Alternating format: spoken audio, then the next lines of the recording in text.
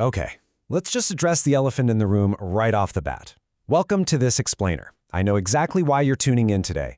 Your analytics dashboard probably looks like an absolute horror movie right now with chaotic, unpredictable traffic drops.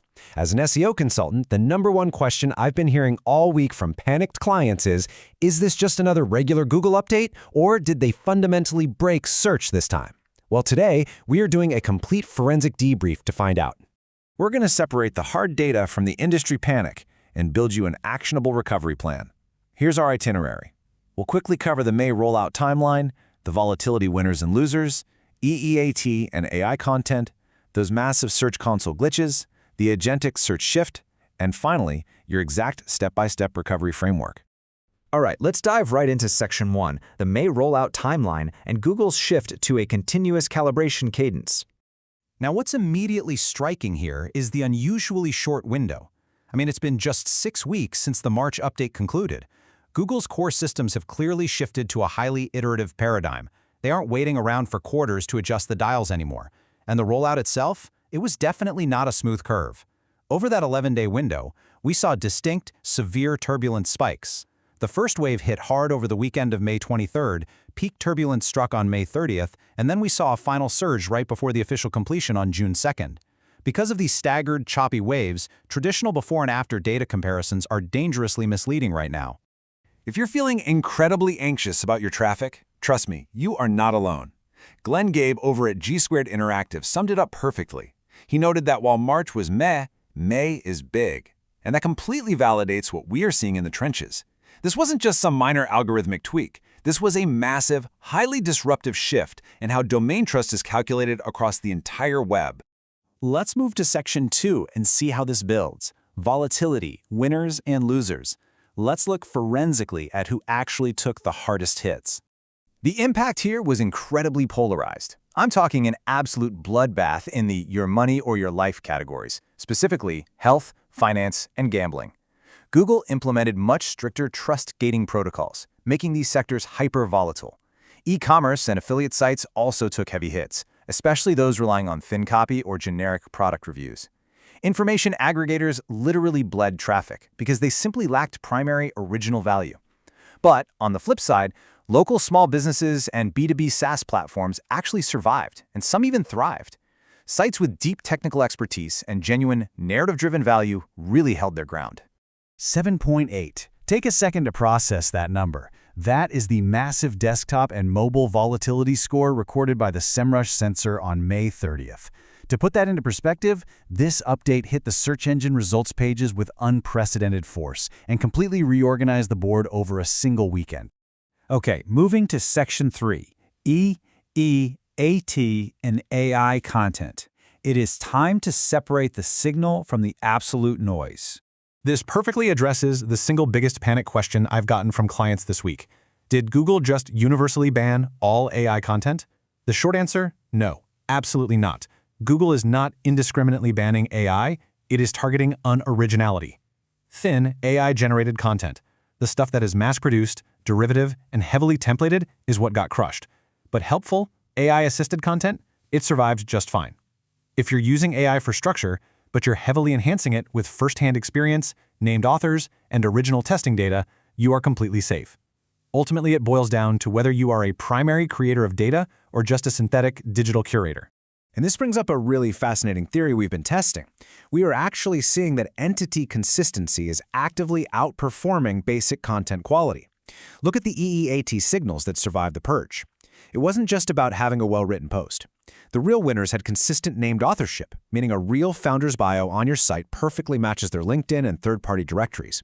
They showcased genuine first-person narrative processes, first-hand testing evidence, strong publisher profiles, and clean structured schema. You literally have to prove you are a real human expert everywhere on the web. Which brings us to a crucial diagnostic phase in Section 4, Search Console glitches, or why your data might literally be lying to you right now. 87%. Imagine logging in and seeing your Search Console link report drop globally by 87 to 90%. Let me tell you, the collective panic across the SEO industry when that number hit was wild. Everyone immediately thought they had been manually penalized. But here's the catch. It wasn't a penalty at all. It was a massive back-end glitch that just so happened to completely coincide with the core update rollout. Right, and unfortunately, it wasn't the only one. On May 21st, there was a Discover logging error where clicks and impressions were permanently lost. Then the link corruption hit, showing absolute zero records. And on top of all that, there's an ongoing April impression inflation bug skewing all the previous month's baselines. Because of this perfect storm of glitches, I am officially instructing all of my clients to completely suspend any knee-jerk technical fixes or backlink audits right now.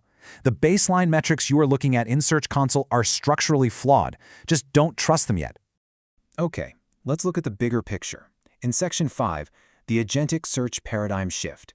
This is the silent structural overhaul happening in the background. You really have to wonder about the timing here. Did competitive panic drive the deployment of this update? Look at the conversational search share in May 2026. ChatGPT held a massive 62.6%, while Google's Gemini was sitting way back at 10.6%. That intense competitive pressure absolutely forced Google's hand. It explains exactly why they aggressively deployed the Gemini 3.5 Flash model to power their new generative search features at the exact same time they rolled out this core update during Google I/O. It's fascinating because we are watching a total evolution. We are moving away from the legacy paradigm of a static list of URLs and monomodal text queries and shifting toward a generative UI dashboard with multimodal inputs.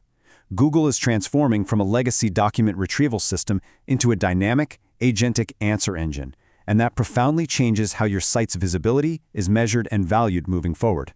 This introduces the concept of information agents. Launching in summer 2026 for Google AI Pro subscribers, these background AI systems are designed to monitor the web 24/7 and execute autonomous tasks, like booking local services directly for the user. To survive this shift, webmasters have to start optimizing their schema for this exact autonomous framework right now. Google even introduced a new AI Agent Readiness Lighthouse report to help you do this. Honestly, if your site can't communicate directly with an AI agent, you're going to become invisible. So, the crucial point is right here in Section 6, the Evaluation and Recovery Framework. This is your exact, data-driven, non-reactive protocol. Grab a pen because here is the exact sequence you must strictly follow to diagnose and recover. Step 1. Wait for the June 9 stabilization window. Just let the dust settle. Step 2. Bypass that flawed Search Console data entirely and use GA4 organic sessions as your absolute source of truth. Step 3. Compare the clean post-update window of June 9 to 15 against the clean pre-update baseline of May 14 to 20. You need to map your traffic shifts directly against those 3 known volatility spikes we talked about earlier. And Step 4. Audit your flagged pages to ensure they actually possess authentic, primary EEAT signal. I literally cannot emphasize this enough. Do not mass delete content. Do not make quick fix SEO edits, and absolutely do not react to flawed Search Console data. Core updates represent a systematic recalibration of domain-level trust relative to your competitors. It is not some manual penalty that you can fix with a superficial quick patch. You have to be strategic, patient, and highly methodical. I want to leave you with this final provocative question. Take a hard look at your site. Is your content built merely to rank, or is it genuinely authoritative enough to withstand the strict verification standards of the new agentic web? It's time to stop chasing algorithms and start building undeniable, human-verified authority. Thanks so much for joining me for this explainer. Now go pull your clean data, take a deep breath, and let's get to work.